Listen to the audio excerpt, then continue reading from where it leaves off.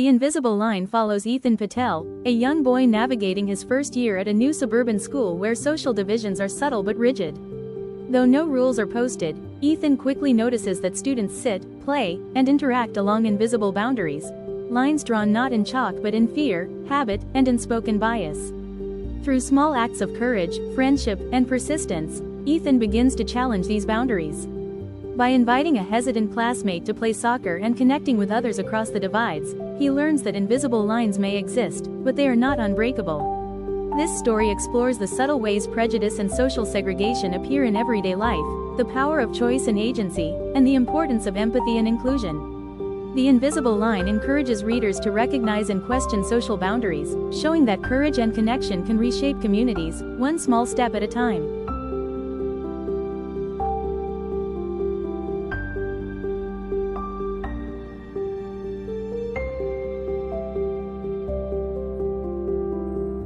Ethan Patel stepped off the bus and looked around the block. Everything seemed pristine. The sidewalks freshly swept, lawns neatly trimmed, houses painted in muted pastels. He adjusted his backpack and walked toward his new home, trying to ignore the tightness in his chest. It was his family's first year in the suburbs, and Ethan was eager but nervous.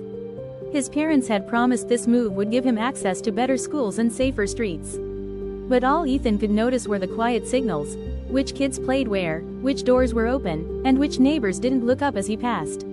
As he carried his boxes inside, he noticed something on the sidewalk, a faint chalk line stretching across the block. Children had drawn a hopscotch grid, but the line ran beyond it, curving subtly around a particular yard. Ethan didn't understand yet what it meant.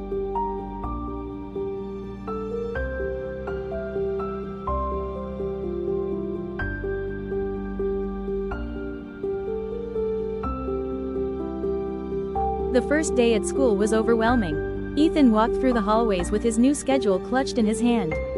"Hey, new kid," a boy said from the corner. "You live on the other side of the line?" Ethan frowned. "The line?" The boy laughed. "You'll see. Everybody knows. Don't cross it." Ethan kept walking, confused. He found his locker and tried to focus on organizing his books, but whispers followed him. "Not one of us, new blood, careful." By lunch, he realized the cafeteria was divided, though not officially. The students sat in familiar clusters, separated by unspoken rules. The old kids on one side, the new kids, and kids like Ethan on the other. He felt the weight of an invisible line, a boundary drawn not in chalk, but in habit, fear, and history.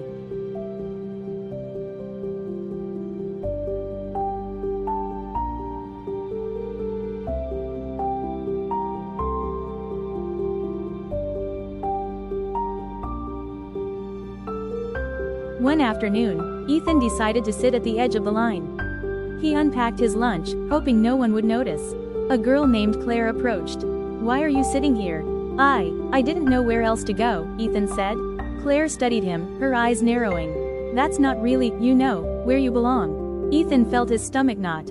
"Why not?" Claire hesitated. "It's just, this is how it's always been." Ethan stared at the empty seats across the line. He wanted to move, to belong, but the energy around him pushed back like an invisible wall.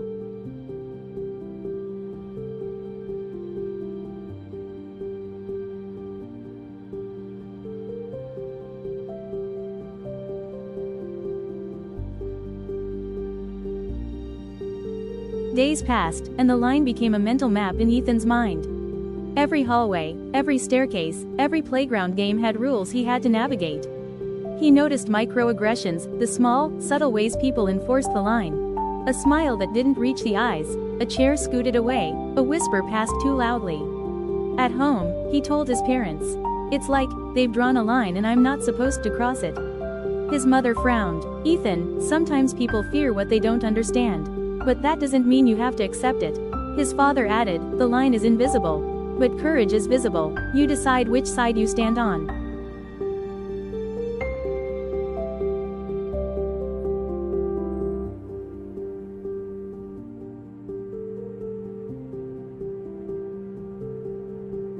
One chilly afternoon, Ethan noticed a younger boy, Ravi, standing hesitantly near the forbidden side of the playground.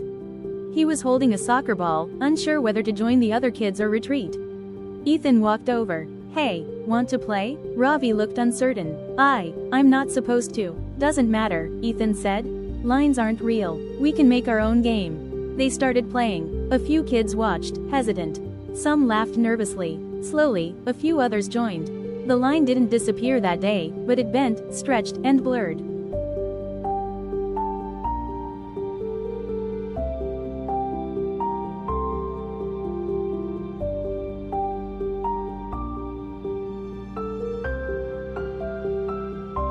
By the end of the week, small shifts were visible. Kids from both sides began to interact at lunch, exchanged high fives during gym class, and laughed together in the hallways. Claire approached Ethan. I didn't know it could be like this, she admitted. Ethan shrugged. Lines are invisible. You have to choose whether to see them or step over them. For the first time, Ethan felt a sense of control, not over the line, but over how he responded to it.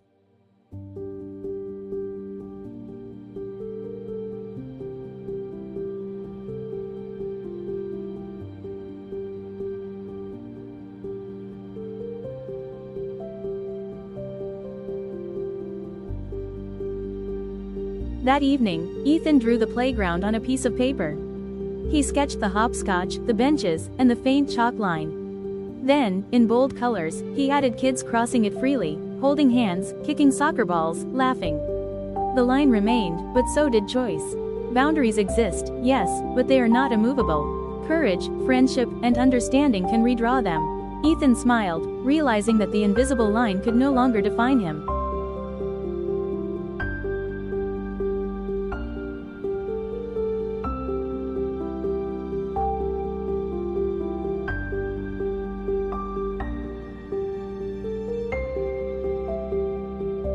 The story teaches that belonging is not something granted by a group, it is something built through shared humanity. When we stop looking at the side someone is on and start looking at the person, the lines that divide us, whether based on race, class, or newness, begin to blur and eventually disappear.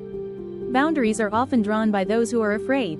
To erase them, we don't need permission. We only need the bravery to step across and invite someone else to join us.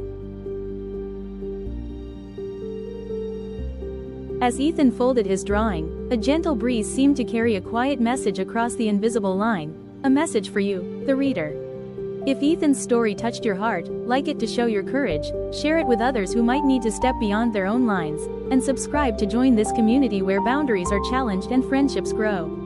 Because just like Ethan, every one of us holds the power to redraw lines, not with chalk, but with kindness. And together, we can turn invisible walls into open doors.